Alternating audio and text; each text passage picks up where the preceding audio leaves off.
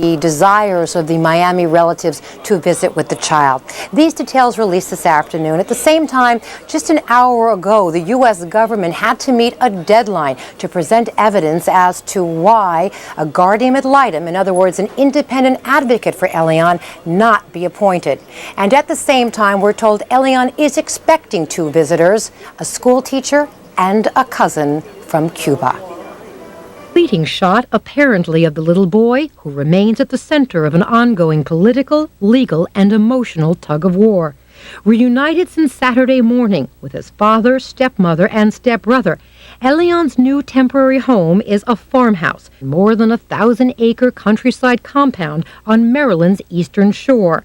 Part of an institute where in the past diplomats and dignitaries have secluded themselves working on global issues, including world peace. Meanwhile, more than an hour's drive away, back on Capitol Hill, this was the scene.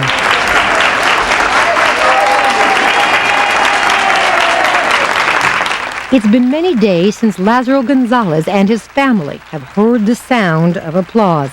But this morning, they met with dozens of women from the organization Women Against Repression, who arrived from Miami to support the family's efforts to see the child and to question the execution of Saturday's raid. On behalf of the González family, I thank you all for being here, supporting us in the most peaceful way there is. Making peace between the Miami relatives and the child's father, Juan Miguel, appears to be a prerequisite before any meeting with the child is allowed to take place. That, according to the child psychologist hired to report to the U.S. government, who met with Elián and Juan Miguel yesterday. Details released this afternoon. The report suggested that the child needs more quiet time alone with his father.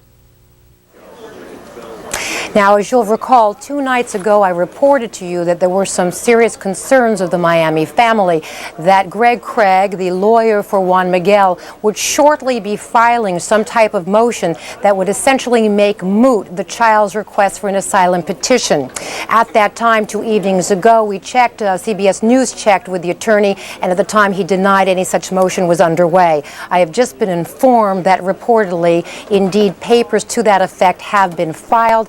Obviously, that will have and could have a huge impact on what happens next prior to the May hearing. I'll be efforting details on that for you very shortly, and see you again coming up at the 6 o'clock hour. Michelle Gillen reporting live from Washington. Back to you. Elián's former kindergarten teacher. Saving face to an extent, and to an extent about getting even. The mayor early on, had said Miami police wouldn't participate in any removal of Elián. They did. He was angry about that. He was angry, too, that the chief of police didn't inform him in advance that that raid was coming down. Now, the mayor can't fire the chief of police under the city's charter. He has control only over the city manager. And the word tonight is Mayor Carollo may be trying to fire the city's top administrator.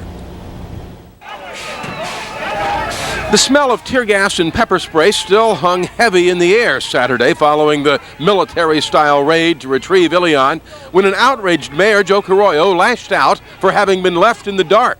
I received no information at all that this is going to happen. Carollo incensed that Police Chief William O'Brien gave him no notice of the raid, and that an assistant Miami Police Chief, John Brooks, on the left in the van there, accompanied the government agents, even after Carollo had vowed Miami police would not participate. And now the mayor is reportedly poised to fire the city manager, who has refused the mayor's request that he fire the police chief. I'm sure there's always some truth behind some of the rumors, but I haven't spoken to the mayor, so it would be inappropriate for me to comment, other than if it happens, then I'll have to deal with it at that time, and I'll have a lot to say about it. The city manager says he has complete confidence in the chief of police, and the chief of police makes it clear he has no apology for his handling of the Elián raid. Not only do I have no problems, if I had to replay the morning 1,000 times over, it'd be 1,000 times played the same way. If he lacks the mayor's confidence, O'Brien got a standing ovation at the downtown Bay Forum today. The same group of movers and shakers gave a standing O to the chief's boss, city manager Donald Warshaw. Now, if Joe Carollo were to try to fire the city manager, it would require a 4/5 vote of the Miami City Commission. You have to understand that these are city commissioners, a majority of whom simply, well, despise Joe Carollo. They tried to get him out of office through a special charter amendment, you'll recall, last year. So we'll see how the politics play out in this one. We're live in Miami. Gary Nelson, CBS. On the people in and outside of Lázaro González's home. They are images we won't soon forget. Armed federal agents storming a house in Little Havana. Family supporters strong-armed out of the way.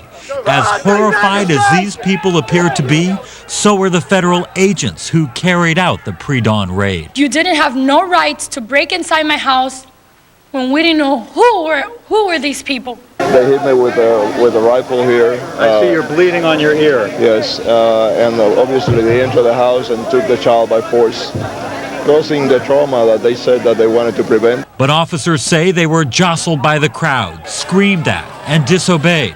The woman carrying Elián from the house shoved into the bushes as they exited the front door. There was no need to have done this. And no need, says INS, for the aggressive physical resistance they say they faced, like being rushed by demonstrators, a heavy couch blocking the front door, Elián being hidden from the officers, and their transport vans pelted by protesters.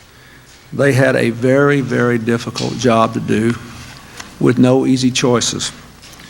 And I am grateful that they were able to safely reunite the young boy with his father. Those comments made by the president just yesterday. All 130 agents involved in the raid, including the 8 who went inside the house, are still in the process of being debriefed.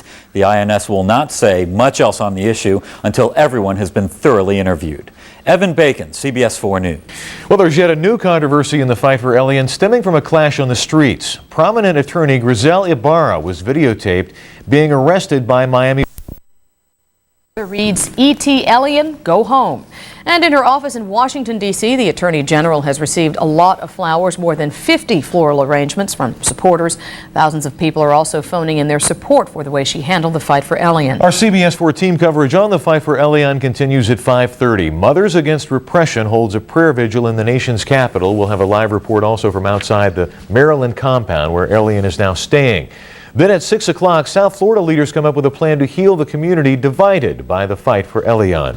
New chilling images of the Government did its job and did it well. The child should have been reunited with his father months ago, whether we like Cuba's politics or not. And Diane Salamone says, I do not feel that the government used excessive force in removing Elián from the Miami house. I applaud Janet Reno for this decision. But according to Alba Macias, whatever your views on... What is the department's role now in controlling or deciding or having any influence whatsoever in terms of the people who visit with the father and the son, that kind of thing? Do you play any role there? Again, these are issues that are before the court and I think should be properly discussed there. How difficult will it be for you to return home? Won't be difficult at all. Can you talk a little bit more about that in light of what's occurred in recent weeks? In light of protests on your lawn and the like? What is there to talk about? It's my home. Sure, it is your home. Ms. Reno, the intermediaries complaining you should have given them a little bit more time. Was there any particular reason you felt you needed to go Saturday morning rather than Monday or Tuesday? And do you think that you all were so far apart at that point Saturday it was just futile? Why you were still talking to him at 4, so what happened? At 4 o'clock, they indicated that the requirement that he go to Washington or someplace outside the state of Florida would be a deal breaker. And I said I had made the point that within that same week, at least 2 lawyers for the Miami family had indicated that they would go anywhere except to the Cuban interest section and to the Bethesda home, one said. And I said, they've indicated that they're willing to, and he said, no, this would be a deal breaker. And then came back to me indicating that one said he hadn't said it and the other wasn't authorized to say it, and I had the feeling that we were in the same position that we had been in with the goalpost changing, and that it was, at this point, if it were a deal breaker, we should bring the negotiations to an end. And was Mr. Potters who told you it was a deal breaker? Yes. Were there specific safety issues, or was it just a matter of this isn't going anywhere, so we need to take action? This was the most appropriate time to take action with the least crowd. And what influenced us, because people have talked about it and they've said, well, why move now? They had always, we had started out early on when the matters were first developing to say, look, we will agree to the appeals process if you will agree to peacefully turn the child over at the conclusion of the process if we prevail. They refused to do that. It wasn't going to get any better. They had at one point said, we won't, if you come, we will just stand aside and let you take the child. That was easier said than done, because you had the situation where a crowd was gathered regularly that would be very difficult for people to move through, even if the family had stood aside and said, you can take the child. But the family then started talking in the last days about, you're going to have to use force to take the child. Thus, we were faced with a situation where they had refused, even when, if the court had ruled for us, or was ultimately ruled for us, where they were still refusing to peacefully transfer the child. We had a situation where there were very few people outside the house that morning. We had the situation where if we did not go, people were sure to find out that we were prepared to go, and the crowd would gather and keep a vigil and make it more difficult for the future. And this seemed to be the safest time possible to effect the transfer. Ms. Reno, let me move a little ahead on the chronology. What do you know, what has been reported to you about Elián's willingness to be with his father, to go to Cuba with his father? Is any of this being reported to you?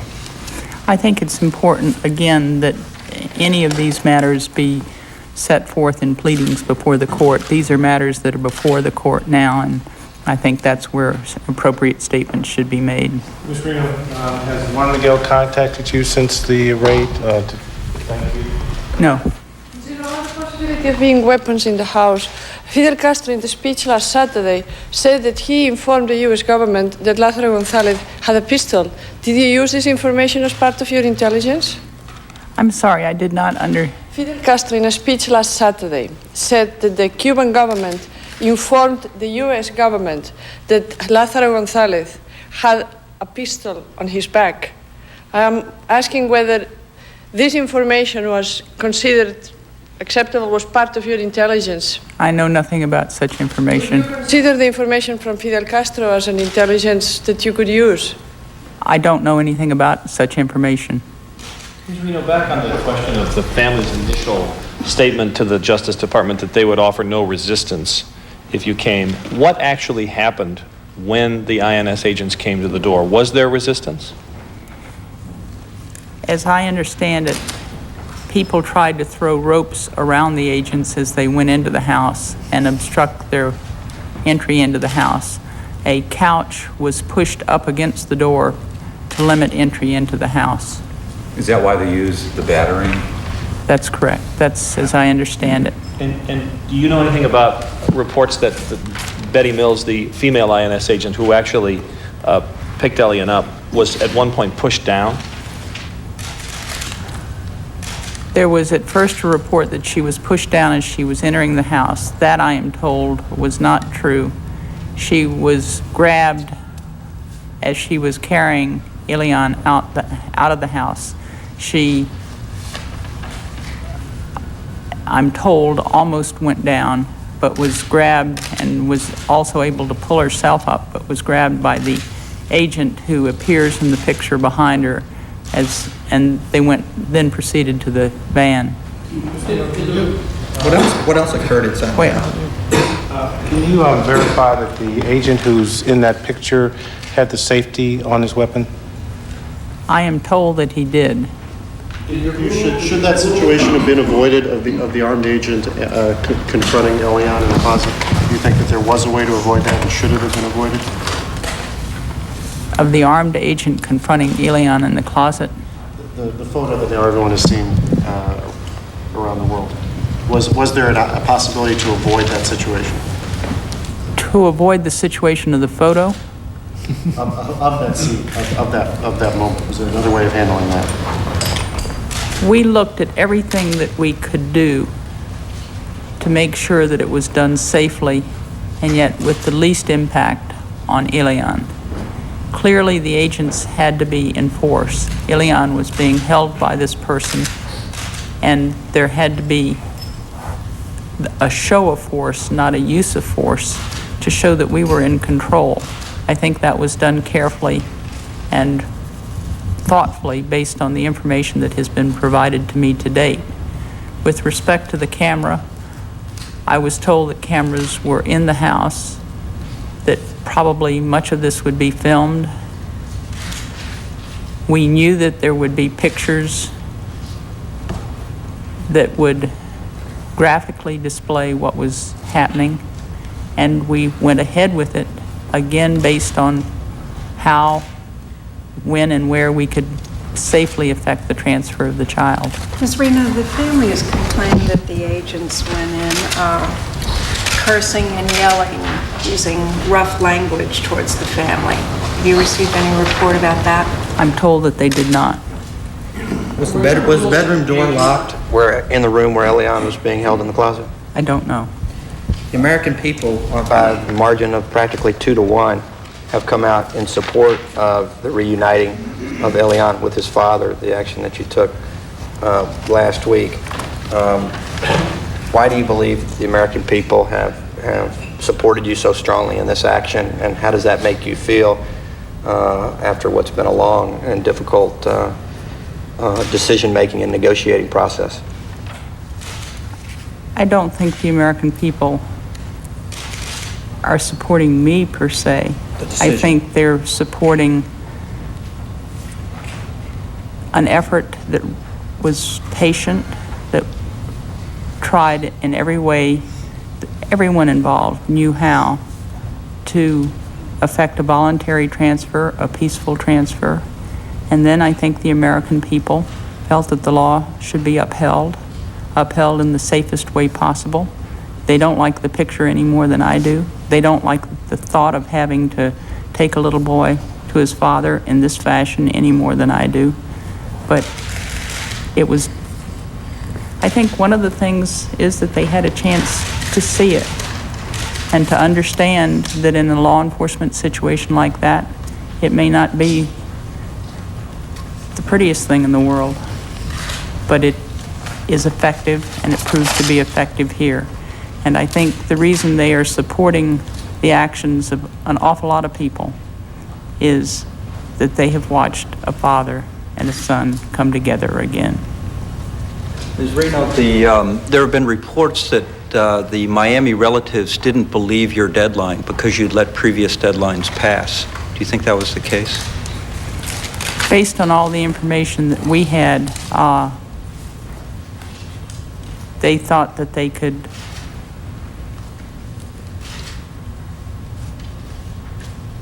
ignore us, and we had tried to be very patient with them to effect a voluntary transfer. And then the time comes when the law must be enforced. Were you surprised at what you were seeing from the family over time in terms of the overtures that you felt you were making? Were you surprised that they just didn't respond to it? I don't think surprise was... What was it? My feeling from the beginning has been that this little boy has been through so much. He lost his mother. He was found floating in the Gulf Stream. He came to live with distant relatives. He has been a center of attention, noisy attention from crowds. My feeling is that he deserves peace and quiet. He deserves to be with his daddy. And he deserves to have his life move on. And I hope that we can all come to the point where the family can ultimately sit down, work out their differences if possible, and make it possible for people to keep in touch with the little boy in constructive, positive ways through appropriate contact, through appropriate communication. Raising children is the single most difficult thing I know to do. It takes hard work, love, intelligence, and an awful lot of luck. This little boy has had a lot of bad luck along the way, but he's still resilient, he's still strong, he's still a smiling little boy. I think it's time for everybody to sit down and just take a moment to think about him. One follow-up. As you gave the final order Saturday morning, what went through your mind?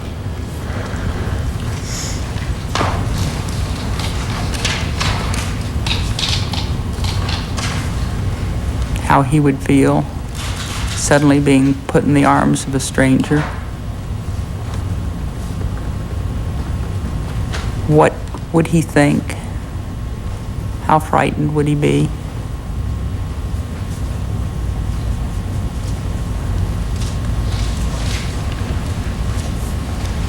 And I kept thinking, I wish that I could see him when his daddy gets on the plane.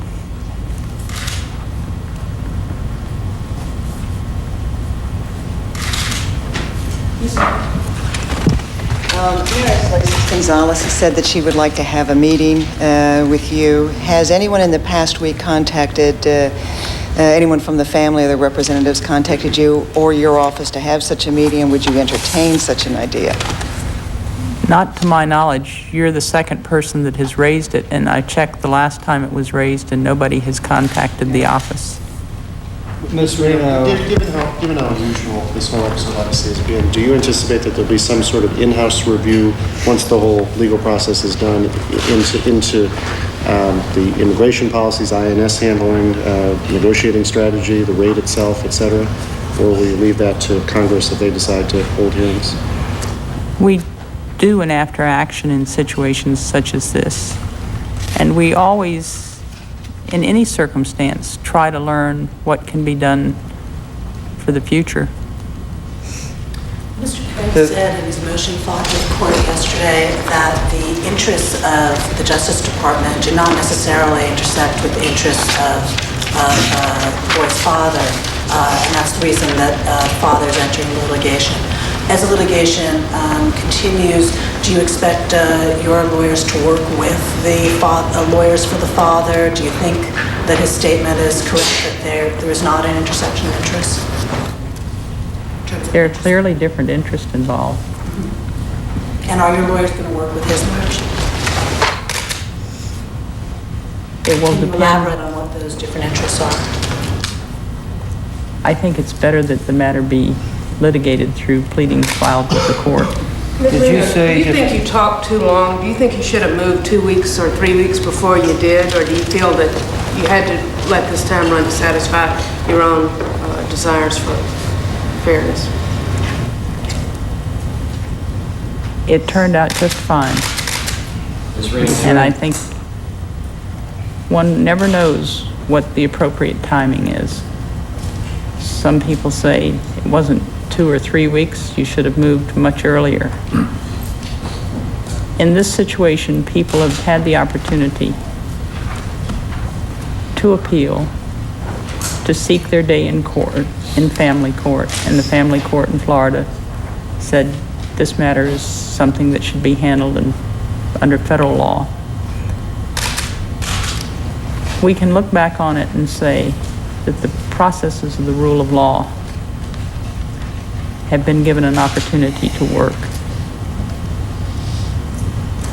One never knows when the best time was, because you only choose one time.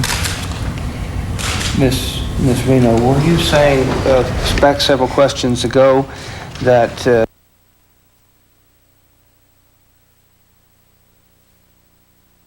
he would be able to see his Miami relatives again before he leaves the country, something like a closure on the whole incident of his being taken from their home?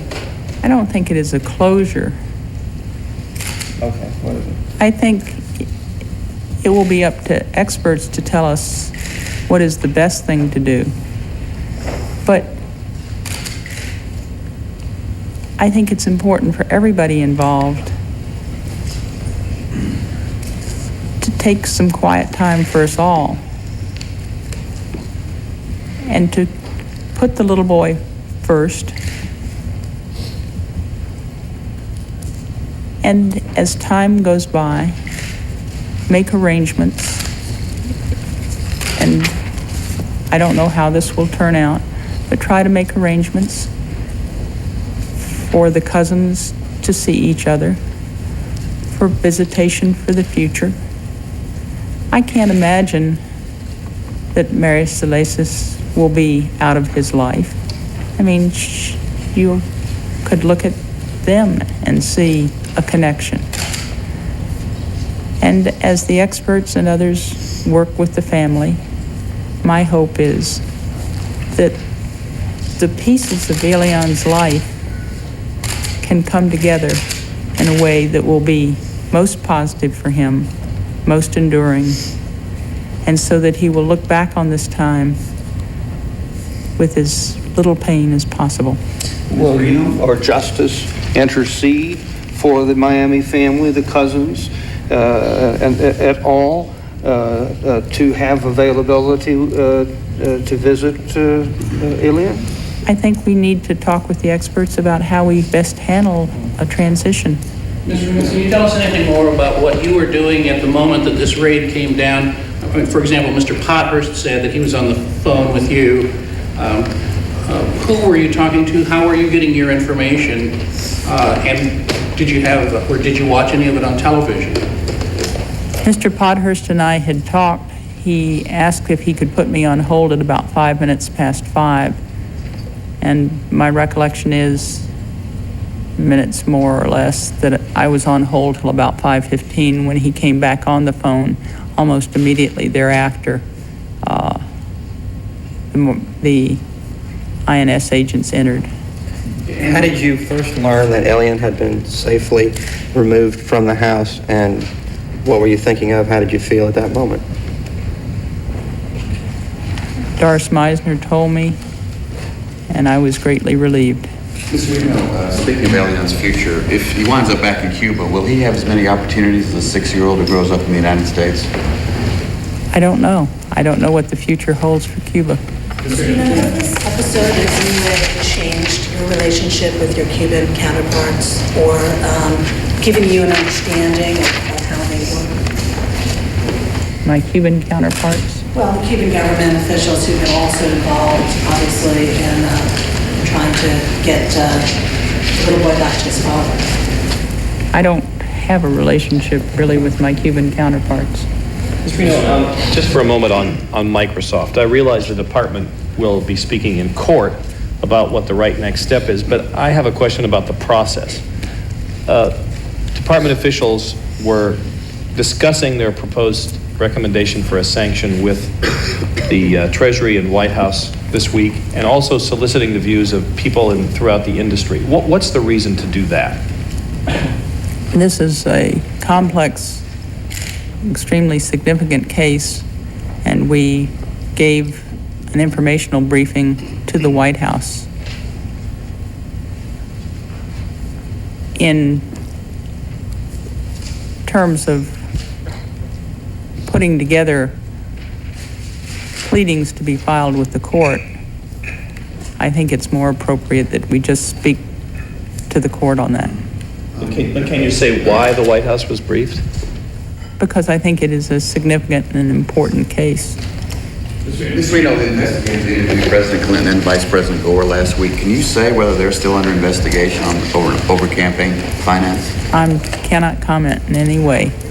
And we have been listening to Attorney General Janet Reno during her weekly briefing. Just moments ago, she was answering questions about the Elián González custody controversy and the case that's taking place. Reno mentioning briefly what took place on Saturday, what finally acknowledges he has a problem. I think the community is not doing well at all, but I think that the important thing is people have figured it out and understand that it's not doing well, and understand what has to be done to put things back together again. He says it will take hard work by the media, the church, and the business community to persuade political leaders of the need to lead.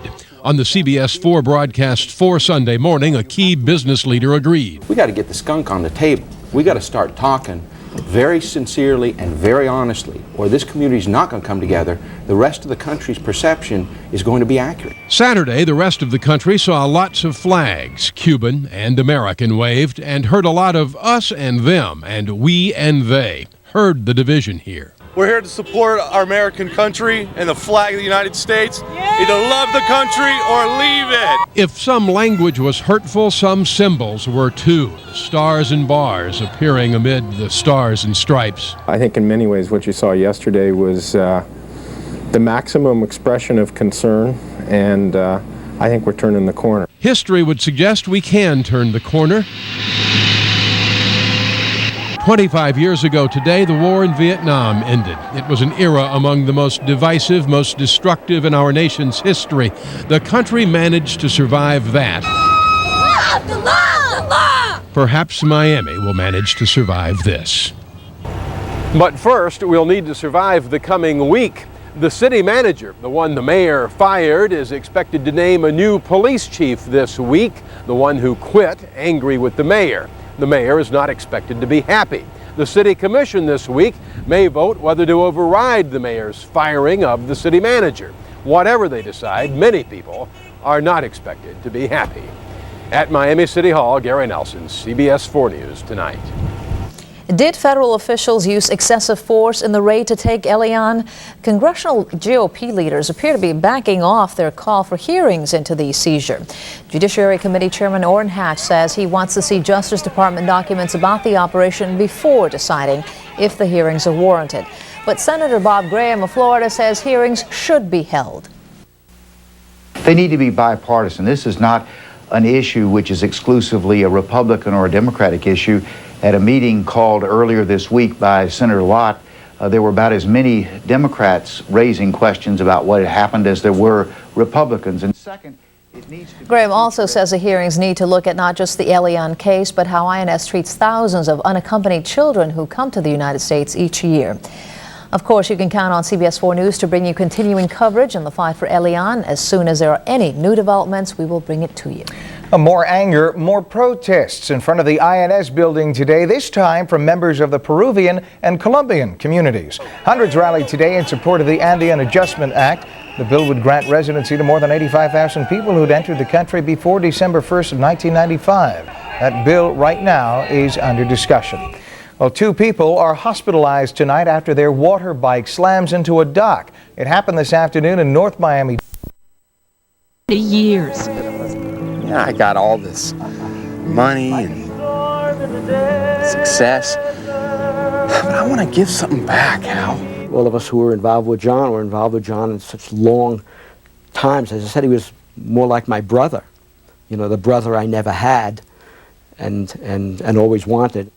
From Denver's early days with the Chad Mitchell Trio through his rise into superstardom with hits like Rocky Mountain High, Thaw was his trusted confidant. Being a manager, being John's partner, you're always in a position where you're chasing dreams, and when those dreams are realized, it's just a great high. Despite Denver's popularity, his first wife, Annie, says he was greatly misunderstood. People tended to simplify John because of the simplicity and eloquence of his music, but that he was a very complex man. There was a very sad part in John, and it's really the part that the music came from. The 20 million people approximately starve to death each year is an unaccountable obscenity in our world today. We want to do something about it. Thaw says Denver's relationship with Annie was doomed when he began traveling the globe, focusing on world problems. What drove him apart was John's success and running around the world and trying to, set up foundations and being on boards. Denver's mother, Irma Duchendorf, says despite the divorce, he never stopped loving Annie. I think they got along better after they were divorced than evidently they did when they were married. Even later years, he'd tell Annie he loved her. But it was Denver's passion for flying that proved to be his ultimate downfall in October 1997. Denver, who was 53, was killed yesterday when the light plane he was piloting crashed off the coast of California.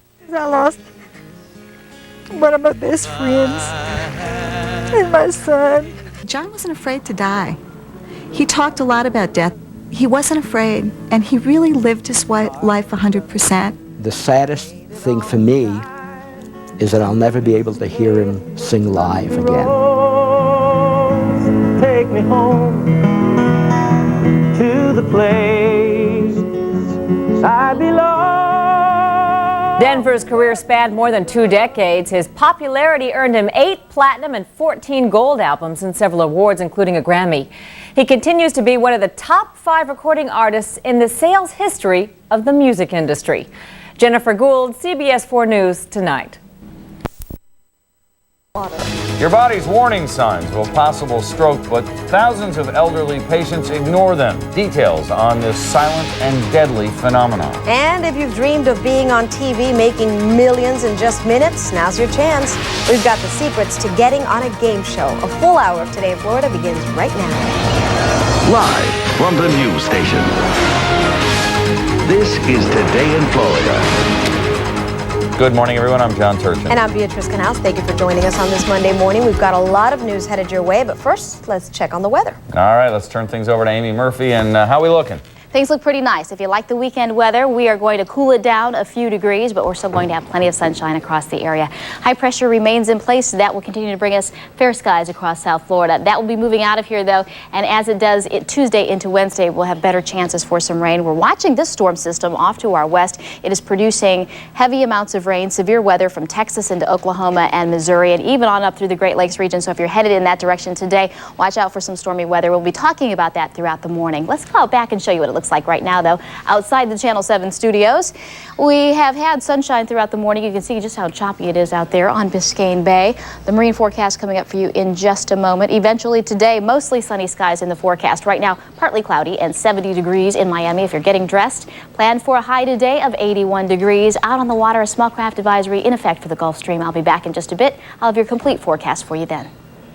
Now, time for 7 traffic. 7 Skyforce checking out the ride for you. Eastbound 595. Right here near University Drive is where it is very heavy on the approach to University and slow as you make your way over to 441. You'll also find northbound 95 right at Cypress Creek Road. An accident there slowing your progress, making your way out of Fort Lauderdale up into Pompano Beach, and also traveling on southbound 75. A busy ride out of Broward into Miami-Dade. Here's your southbound 95 ride in Dade through the Golden Glades under speed conditions all the way past our 7 traffic cam on down to the Dolphin. Your eastbound Dolphin showing slow spots from 107th Avenue out to Red Road. On the Palmetto, jammed from Miami Lakes Drive, traveling southbound all the way down past our 7 traffic cam to Okeechobee Road. And northbound on the Palmetto, it's also a very slow go up from the Don Shula to 25th Street. We have an accident clearing northbound on Biscayne Boulevard at the Julia Tuttle, and northbound on US 1 stop and go from Kendall Drive through Coral Gables to downtown Miami. I'm Donna Davis. More traffic in 15 minutes. Attorney General Janet Reno has come under fire by lawmakers for the raid, as you know, on Elián's South Florida home. But now it appears she may actually be off the hook. 7's Delane Matthews standing by in Little Havana with our top story. Delane? Well, the committee hearings that were going to go on over how Elián was removed from his Little Havana home were supposed to go on this week, but they've been postponed because apparently some lawmakers on Capitol Hill are a little divided on whether or not the hearing should happen at all. I'll tell you why there's not going to be a hearing. It's this picture that Dave Burnett shot.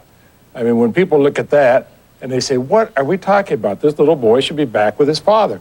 That's why there are no hearings. But Florida Senator Bob Graham says the INS went too far. There are some very important questions that the Elián González case raises, one of which is the INS does not just mistreat Elián, it mistreats hundreds, thousands, about 5,000 a year unaccompanied children who come to the United States. While the political battle continues in Washington, so does the outpouring of support for the Miami family in Little Havana, where Elián once lived. The home is now a shrine. I'm showing my nieces. We were here last night, and I wanted them to see, you know, how it was and how people were, you know, participating in this. Lázaro González picks through the flowers that now blanket his front yard, sent from people who miss seeing Elián around. Of course, we come here, we don't see him around. It's like you have a visitor in your house for a long time, and then it's away, you know, you miss the person. Saturday, thousands hit the street protesting the government seizure of Elián. In opposition, protesters in Cutler Ridge rally in favor of Elián's removal. Some members of the community say the lines are deeply drawn. It's divided us even more. I see it causing a greater... May be solved how the victim's body led police to the alleged killer. A Florida man is busted, accused of pointing a squirt gun full of body fluids at little girls. And it's me and Oprah, woman to woman. Tonight, the most powerful woman in TV shares her secret thoughts about the future of her empire. Good evening, I'm Angela Ray. I'm Steve Wolford. CBS 4 News Tonight, right here, right now. Now, live, this is CBS 4 News at 11. First at 11, shock and surprise once again sweep Miami City Hall. A fired city manager names a new police chief. I pledge to all of you to be the chief of police for the entire community. A mayor claims he's been blackmailed, and a City Hall protest goes bananas. The shakeup at Miami City Hall enters a new stage tonight. Chief Raul Martinez is the first Hispanic to lead the city's police force. The announcement coming on the same day the mayor once again blasted his former city manager. It's just the latest round of attacks shaking up the city. CBS 4's Julie Auclair live in Miami with our top story tonight. Julie. Angela, the shakeup at City Hall continuing for yet another day. And as if there isn't enough controversy in all of this, as the city manager is about to announce the new chief of police, a police officer accidentally bumps her pepper spray, clearing out half of the room. But tonight there is a new chief and new allegations from the mayor of blackmail and extortion. That the new chief of the City of Miami Police Department, effective today, is Raul Martinez. A surprising announcement from City Manager Donald Warshaw, who was fired just days ago by Mayor Joe Carollo in a major City Hall shakeup. Warshaw appointing the first ever Hispanic police chief of the Miami PD, despite criticism from the mayor that he should not appoint a new chief after being fired. However, Warshaw says Martinez is just what the city needs. It needs to have somebody at the helm who is decisive, who is respected, and who understands and has the maturity. And Raul Martinez is that guy. This appointment coming just days after former police chief William O'Brien resigns after Warshaw refused to fire him. So now at the helm, Martinez, who began his rise to the top of the Miami PD in 1974 as a police officer, later being promoted to sergeant in 1980, lieutenant in 82, police major in 1984, and in 1991, assistant chief of police. I pledge to all of you to be the chief of police for the entire community. I ask that we put away our differences and look at all the common things that we have to make this city a great city. A surprising announcement from City Manager Donald Warshaw, who was fired just days ago by Mayor Joe Carollo in a major City Hall shakeup. Warshaw appointing the first ever Hispanic police chief of the Miami PD, despite criticism from the mayor that he should not appoint a new chief after being fired. However, Warshaw says Martinez is just what the city needs. I pledge to all of you to be the chief of police for the entire community. And while the police department celebrates the appointment of a new chief, Mayor Joe Carroyo makes other accusations against Warshaw of blackmail and extortion for sending threatening messages through a friend.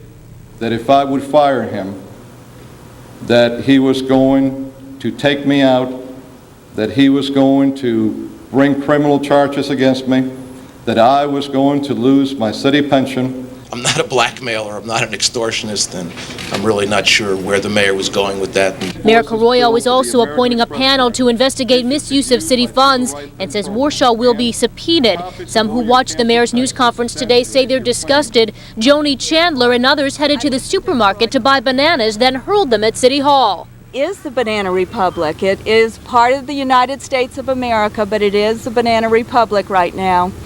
And the world gets to see it, gets to see where we live. Now, former Chief O'Brien says he will remain here at Miami PD for a few more days without pay so that he can help Martinez make a smooth transition into his new job. Meantime, we're still waiting to see whether the city commissioners will uphold Mayor Carroyo's decision to fire city manager Donald Warshaw. For now, we're live in Miami. Julie O'Clair, CBS 4 News Tonight. New developments tonight in the fight for Elián. The boy's father, Juan Miguel González, wants a federal appeals court to speed up Elián's return to Cuba by rejecting the boy's political asylum claim filed by the Miami relatives. In a motion filed today, Juan Miguel also asked the Atlanta appeals court to let him speak for 5 minutes when the court convenes May 11th. Meanwhile, attorneys for Elián's great-uncle Lazaro are asking the court to appoint an independent guardian to represent Elián's legal interests. In Havana, a reported 1 million Cubans gathered for a May Day celebration that became a show of support for Juan Miguel González. At one point, Fidel Castro took a cell phone call from Juan Miguel, causing the crowd to erupt in cheers. On a program note, tomorrow, Oprah Winfrey conducts a one-on-one interview with Attorney General Janet Reno to talk about the Elián case. You can see it on CBS 4 at 4 o'clock, followed by CBS 4 News at 5. Fire crews are on high alert tonight as parts of South Florida catch fire. The flames burned dangerously close to homes and a middle school, and tonight some smoky hot spots are still smoldering. The area we're talking about is South Miami-Dade at Southwest 140th Avenue and 184th Street. CBS 4's Alita Haytayan is live on the scene with the latest for us. Alita. Well, Angela, it's still a little bit smoky out here right now, but I have to tell you it is much better than it was earlier this evening. Now, just behind me you see little lights. Those are the fires that are still burning out here right now. Officials are still out driving around trying to put out hot spots in different locations. Earlier, they were where we are right now. A fire had jumped this fence and burned this entire area right over here. You can see that it's still black. They have since put that fire out, but it is still smoking a little bit. Now, just beyond the fence, there are some homes there, and it's those homes, it's their proximity to this fire that has people out here concerned. Fire tears through dozens of acres. You know, it's terrible. It is a sight that leaves homeowners like Beatrice Vega fearing for the loss of their livelihood. I'm a hard-praying person, and I think only prayers could save this. Beatrice is one of dozens who came home Monday to find smoky streets and fire just inches away from her home. Though Beatrice didn't evacuate, others had no choice. The smoke was jumping over here, so we made sure it didn't get on the roof and hit the house, so we made sure we knocked it down early. 35 acres burned in the Sereno Lakes neighborhood. At times, some parents fought tough conditions to pick up their kids at Ammons Middle School. My children are in the school down the block. By nightfall, firefighters were still patrolling streets, stopping to put out potential problems. In total, 4 different fires burned across southern Miami-Dade County. While officials worked to control them, people like Beatrice Vega, who thank God for being spared during the day, became weary by nightfall. I'm scared. I don't think I'm going to sleep because anything can, over there on the end, you know, anything can start it. And the cause of this fire is still under investigation right now. Officials are asking everyone to please be careful with cigarettes and things like that. In South Miami-Dade, Alita Haytayan, CBS 4 News Tonight. A woman is injured in a car crash, and tonight witnesses say it may have been caused by a drag race. Several people say 2 teenagers were speeding down the street when one of the drivers lost control and slammed into another car. It happened this afternoon on the 1400 block of South Military Trail. CBS 4's Jim Bergamo is live in Fort Lauderdale, where one of the teenagers involved is telling a different story. Jim. Well, Steve, we can tell you that the primary suspect in the Deerfield Beach drag racing episode is 18-year-old Mike Sheets. Now, he was arrested and booked in the Broward County Jail tonight on reckless driving charges. The other alleged participant in the drag racing episode is 18-year-old Paul Inman. Inman tells me it takes two to drag race, and he emphatically states that he wasn't drag racing. It was nearly 2 months ago. Crosses were painted, candles were lit, prayers were prayed, and tears continued to fall after an alleged drag racing accident claimed 2 lives and injured 5 others in Davie. Monday in Deerfield Beach, another alleged drag racing encounter resulted in a woman being hospitalized. 18-year-old Paul Inman was driving his 350 Camaro when he says he was approached from behind by classmate Mike Sheets. Inman says he was doing only 45 miles an hour along the Sawgrass Promenade curve on South Military Trail when Sheets suddenly came up from behind him. According to Inman and witnesses, Sheets lost control of his car, hit a dirt embankment, then hit another vehicle driven by a woman. Her car then flipped over the median, as did the car driven by Sheets. All I saw was him fly by, and then I saw dirt fly up everywhere, and I saw smoke. He did a full spin, and it was his right side that hit the vehicle. And then I saw the vehicle jump into the median and over to the other side, and then flip upside down. Okay. Well, what was going through your mind when you saw this happening? I was very scared for the lady. I thought maybe, because you see all these things that happen on TV about people flipping over and dying, or, accidents, neck injuries, and I was fearing for the lady. The lady was 44-year-old Milagros Redzevkovsky, who was transported to the hospital with minor injuries. Sheets was arrested and charged with reckless driving. He was booked into the Broward County Jail Monday night. Inman was given a traffic citation for racing on the roadways, but was not arrested. Inman will have to go to court, but he says he's confident his defense is solid. It had nothing to do with the accident. The accident was not my fault. I was not drag racing with him. I did not lose control of my car. It was purely his fault with the accident. Back live in Fort Lauderdale, we can tell you that Redzevkovsky is expected to make a complete recovery from her injuries. Reporting live in Fort Lauderdale, Jim Bergamo, CBS 4 News Tonight. A home in southwest Miami-Dade goes up in flames, and tonight police are still investigating what caused this one. The intense flames shoot from the roof of this house on southwest 246th Street and 159th Avenue. Investigators say the wood structure quickly fueled the fires, and there was no one home at the time of the blaze. A child playing with fire burns his family out of their Pompano Beach home. The fire started in the 5-year-old's bedroom, where police say he was playing with matches. Now, even worse, the smoke detector wasn't working. A teenage son woke up the rest of the family and got them out, and luckily no one was hurt. Fort Lauderdale police say they may have solved a 20-year-old murder case. Police arrested Samuel Lee Roberts today in the murder of Brenda Carter. She was killed in her home back in 1980. Her family says they're grateful. We can be released from wondering who it was, When you're wondering and don't know, you just really, it's still in your heart. And so now that we know who it is, it gives us a little peace. Roberts was a neighbor at the time of the murder and was initially questioned by police. Investigators say he's finally being linked to the crime by DNA technology. I want to thank the Academy for this tremendous honor. Also new at 11 tonight, hilarious home videos from the White House. It's the president like you've never seen him before. We'll tell you the reason for the gag.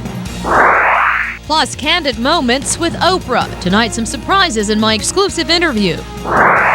The state pushes ahead with its school voucher program despite a load of controversy.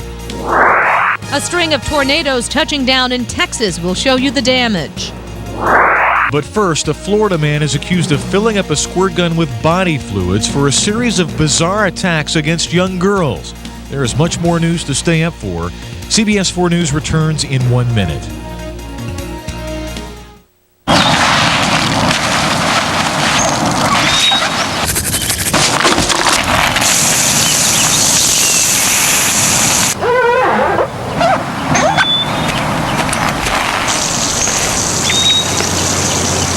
What are you doing? Get your own Passat. Right now, get a great lease rate on a Passat GLS at your local Volkswagen dealer. The promise of the 21st century was longer and healthier lives for everyone, and district specialists are working to fulfill that promise every day. Highly skilled, caring physicians using the latest treatments and state-of-the-art technology to help you stay healthy. Find your district specialist. Call 1-800-684-1444 for your free Healthy 2000 Pack and District Specialist Directory. We're the North Broward Hospital District, and this is Broward's symbol of good health.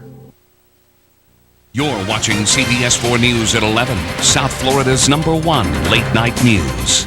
A Central Florida man is accused tonight in a series of bizarre crimes. That man is accused of using a squirt gun to spray his body fluids on young girls. Steve's here with more.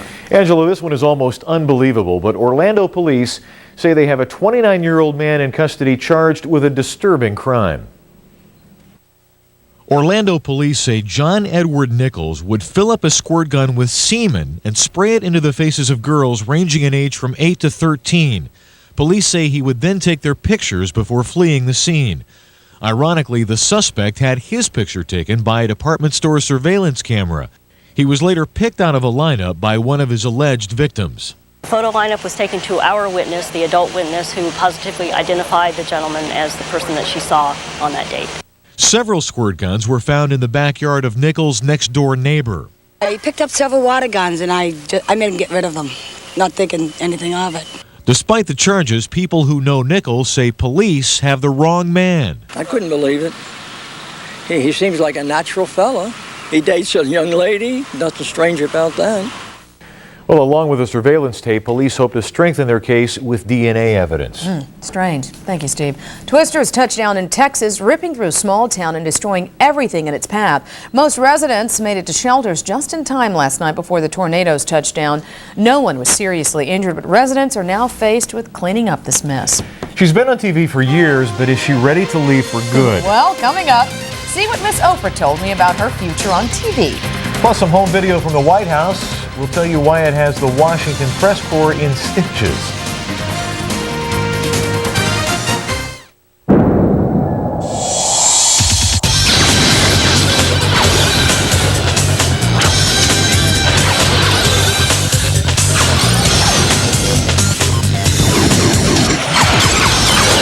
Until then, here's how you'll get your thrills.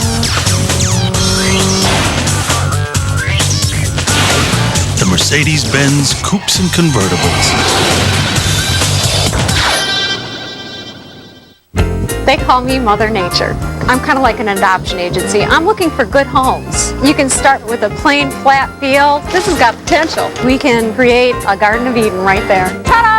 These just came in today from a local grower. We have a guarantee on all of our plants 1 year. I take pride in the level of customer service that I give to you. What makes Home Depot different than everybody else is our customer service. It's great customer service. The Home Depot, where low prices are just the beginning. You think we're the only ones? Introducing the 2000 Kia Spectra. Finally, a sporty car for under $11,000 you'd actually want. Shut up and kiss me. You're not Tom. Maybe you should get your own. The 2000 Kia Spectra. Get $750 cash back on the new Kia Spectra and no monthly payment for 90 days. They are mothers, fathers, daughters, and sons. Everyday heroes who are living symbols of one inspiring and powerful idea, the American dream. Meet them every Wednesday on the CBS Evening News with Dan Rather. Brought to you by Fidelity Investments. Well, she's been a part of us for the past 15 years. Oprah has redefined what we expect from television personalities.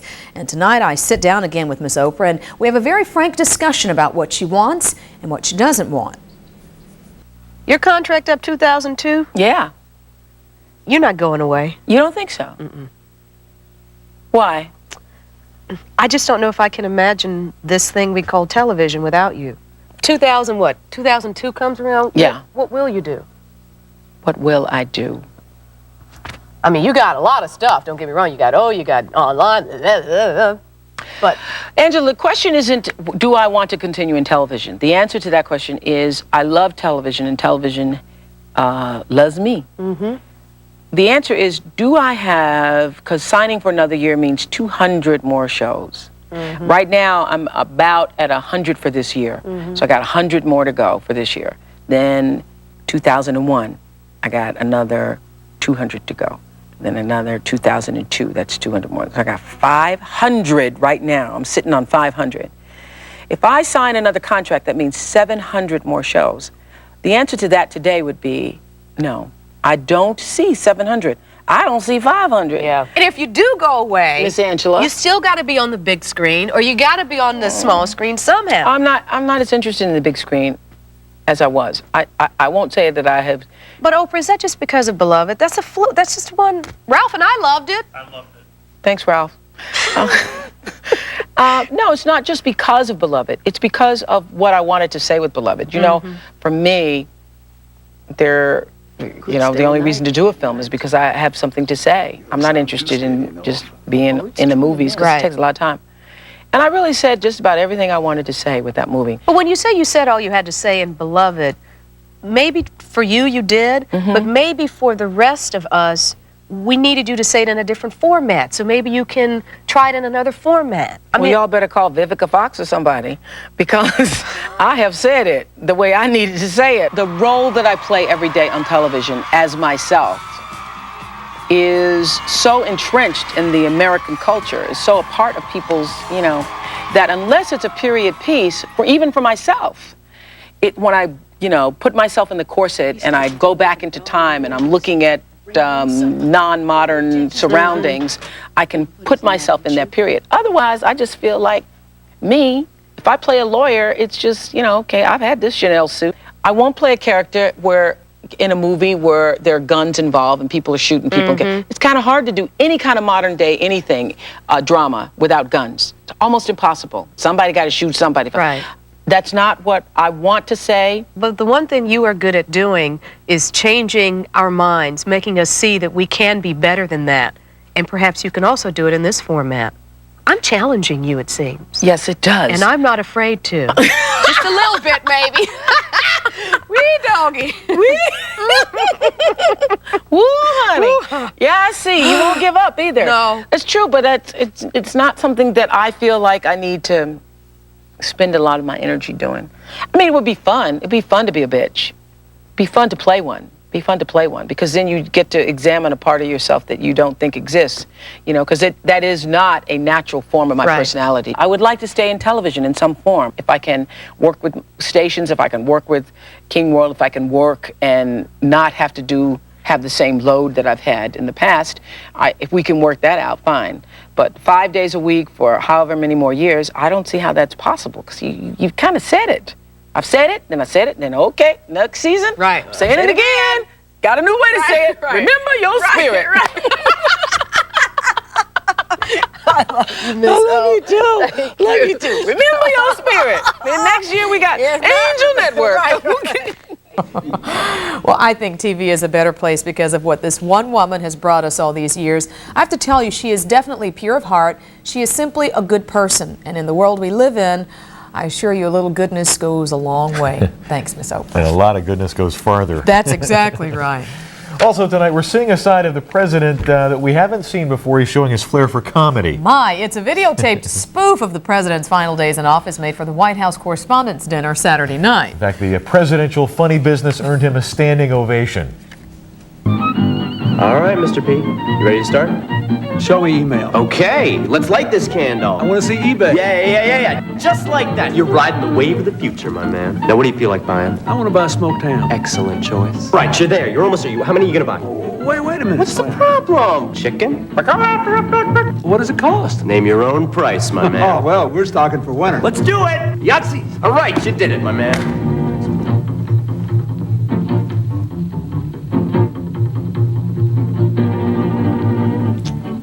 B9. You sunk my battleship. Yes. B-I? B-I. That's bingo, isn't it? Yeah. I think he's playing a whole different game. Okay. Hi, Bob. Hi. Hey, guess what? We got a few showers on real-time radar. That's good. Ooh, we're going to show them to you. There will be more around over the next few days, so get ready, but not a lot during your work day. Right now, it's 74 degrees in Miami, 77 Fort Lauderdale, 64% relative humidity. Winds northeast to 12. They've been gusty during the day and over on the beaches. The barometer 30.11 and rising, and no rainfall yet, but you go down to Ocean Reef, we're going to find it. 83 degrees our high today, close to normal. 92 the record high in 1971. 69 the low, that's pretty close to normal too, but 59 is the record set back in 1945. Now on real-time radar, this is all false return up here in Dayton, Broward, but then you get down around Ocean Reef, you got a couple of showers coming on shore, so that's just the beginning of some rain that we're going to see over the next couple of days in the late night and morning. We've got easterly winds, that's going to bring those showers in, but those easterly winds pile it up right up against this cold front and an upper level low that has been causing some severe storms in Texas. Baseball-sized hail. They've had at least 4 tornadoes. For us, the high pressure is going to continue, and that will continue to bring us morning showers followed by afternoon sun. That's my forecast. Take a look at it. We're going to call for mostly cloudy skies overnight tonight. A moderate breeze off the ocean, low about 69. Then tomorrow, isolated morning showers followed by a mixture of sun and clouds. High temperature 83. Winds east 10 to 15 knots, 2 to 4 feet. Bay waters a moderate chop. Early showers Wednesday. A couple of glade storms might pop up way back in the glades. 84 degrees. Same thing like Thursday, Friday, Saturday, but it'll just be hit and miss showers. I don't think it's going to be a lot of rain. Back to you. Thank you, Bob. Thank you. A multi-million-dollar package is on the way to fight some of Florida's deadliest health problems. We'll tell you where the money is targeted. That's coming up. The raid, the reunion. She made the controversial call. Janet Reno. Was there too much force? Was there no other way? Janet Reno, one-on-one, next open. Tomorrow at 4 on CBS 4. Thank you.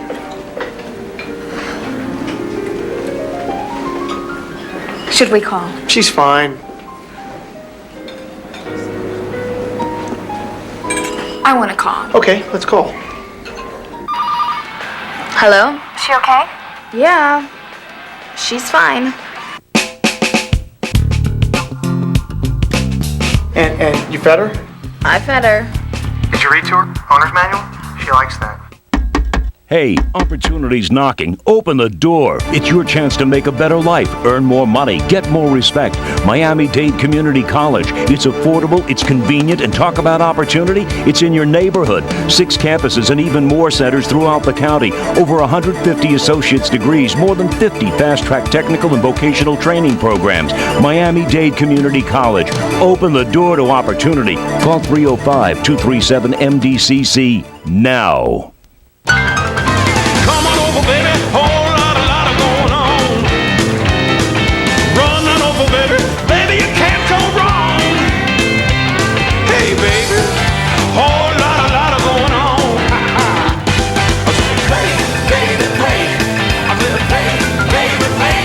Play Lotto with 2 chances at big jackpots each week, every Wednesday and Saturday. There's a whole lot of going on. There's no reason to shop anywhere but Ross this summer, unless you want to pay more. There's always something new when you're shopping, you're shopping at Ross. Check it out. We finally got our new shipment of spirit masks. Ah, it's about... Ow. What's wrong? That spider just bit me. You think it's poisonous?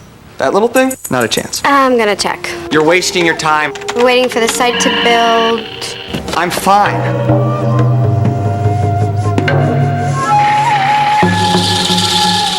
Okay, we're almost there, Hank. Hank? Cobad DSL. 1-800-GO-COBAD. We have some breaking news for you right now. This is Overtown at Northwest 2nd Avenue and 16th Terrace. According to the information we have right now, a power facility is burning. Fire crews are on the scene right now, and we'll keep watching this for you. Let you know if there are any outages related to this and what kind of an impact it will have on this general area. So once again, Overtown, Northwest 2nd and 16th Terrace, a power fire. Florida's controversial school voucher plan faces a new deadline. That tops tonight's Sun Sentinel report. Private schools have another 3 weeks to sign up to accept voucher students.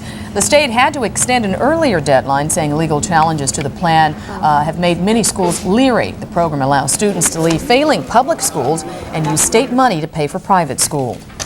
The state legislature is boosting health care spending for Florida's minorities. Today, the House approved a bill that will funnel at least $10 million into minority health programs. The money would help combat AIDS, sickle cell, TB, and drug abuse.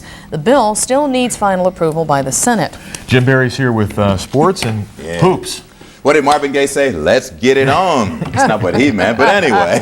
World War IV between the Heat and Knicks starts Sunday, and Tim Hardaway's status remains top secret. Anthony Carter expects to man the point in Game 1 against New York. Hardaway today, meanwhile, would not even take my question about his injured foot. He just walked off when I asked him. Timmy, his teammates sure want him against the Knicks, but they don't want him to rush it. Tim's going to come back when he's ready. He's going to be smart about all of this. You know, he knows how important the rest of his career is. So he's going to make the proper decision. Tonight, Phillies' Allen Iverson going for the kill against Charlotte with help. Aaron McKee, radar, a 3 and a foul. He scores 25. Owner Pat Croce is goo-goo. Iverson seals it. He scores 26. And Croce is gaga. Sixers win to advance to the second round. And right now, Milwaukee is hammering Indiana to force a Game 5 in that series. Marlins tonight hope to break a 5-game funk. Tonight in San Diego, they're off to a pretty good start. First inning, Preston Wilson ambushes one on, it's gone, 2-zip Marlins. But the Padres rally in the third. Eric Owens driving it into the gap. Marlins right now clinging to a 2-1 lead in the sixth. They have lost 5 in a row, so fellas, let's get it together. Get it together. All right. Bye, JP. See you tomorrow. We'll be right back with the final word in just a moment. First though, tonight's cash 3 numbers, 894, play 4, 5875. Your Fantasy 5 numbers, 3, 10, 15, 23. CBS 4 News tonight will be back in a flash. All the world over so easy to see. People everywhere just wanna be free. Primeco has become Verizon Wireless. Join in. All the world over so easy to see. People everywhere just wanna be free. Primeco has become Verizon Wireless. Join in. Hi there, I'm Bob from FPL. Hi. Hey, if you could lower your energy bill, what would you spend the savings on? My car here. Yeah? Yeah. A trip to Colorado. Scuba equipment. I would take Gladys out to a nice dinner. A mask? Really? Are you going to hold him to that? Oh, why not? A bob? That's a bob? That's a bob? No matter what you're saving for, FPL has a number of programs to help you keep your electric bill down. So call 1-800-DIAL-FPL today and schedule a free home energy survey. Doesn't look like you. No, it's a cousin of mine. Okay. He likes to work on the water. Face it, beautiful, wrinkle-free skin. We all want it, so how can you get it? Tuesday, CBS 4 News Dr. Deanna Lights and dermatologists examine the Dream Greens. Coenzymes, retinol. Learn how to read labels, get the best brands, newest ingredients for your money. Ginseng, plant auxins. You glow, girl. Look as young as you feel. Dream Creams, Tuesday, 5 and 11, only on CBS 4 News.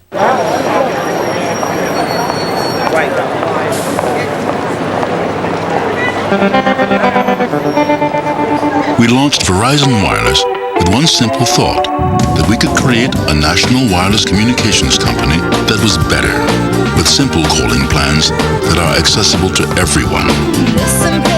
Bell Atlantic Mobile, AirTouch Cellular, and Primeco have become Verizon Wireless. Join in.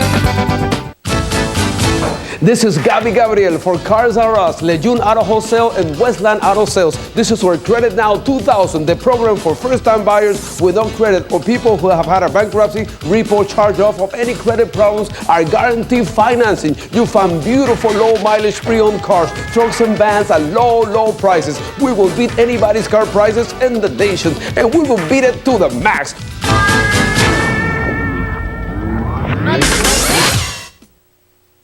Well, David Letterman's next. David Spade will be his guest this evening. Thank you for joining us, and from all of us at CBS 4, have a great night.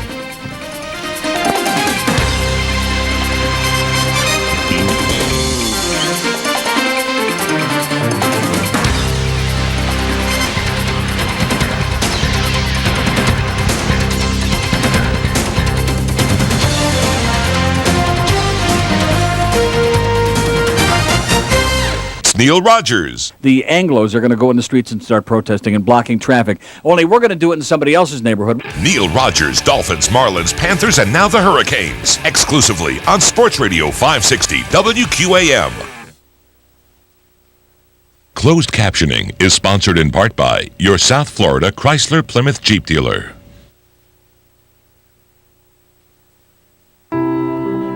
As backyards go, ours is tough to beat. When's the last time you went out and took a look? Discover your own backyard. Florida. Your next great vacation could be right here in Florida at Florida's Beach, St. Petersburg, Clearwater. Culture, golf, history, nature, and more. Reserve your room online at floridasbeach.com or call toll-free. Now, for the first time ever, the original international phenomenon that's taken the world by storm is headed your way. River Dance. A spectacular journey in song and dance, from the sensual to the sensational, from Ireland to the world beyond. Experience the original River Dance. Part of the Fort Lauderdale Broadway series, May 24th through June 4th at the Broward Center for the Performing Arts. Tickets are on sale now. Come on over, baby, whole lot going on. Run on over, baby, baby, you can't go wrong. Hey, baby, whole lot going on. Play, baby, play. I'm gonna play, baby, play. Play Lotto with 2 chances at big jackpots each week, every Wednesday and Saturday. There's a whole lot going on. Yeah. 3, 2, 1. We are officially open for business. Okay.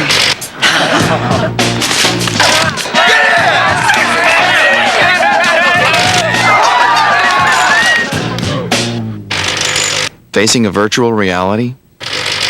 UPS can help you plan for it, manage it, and deal with it. We deliver more e-shipments than anyone. UPS, moving at the speed of business.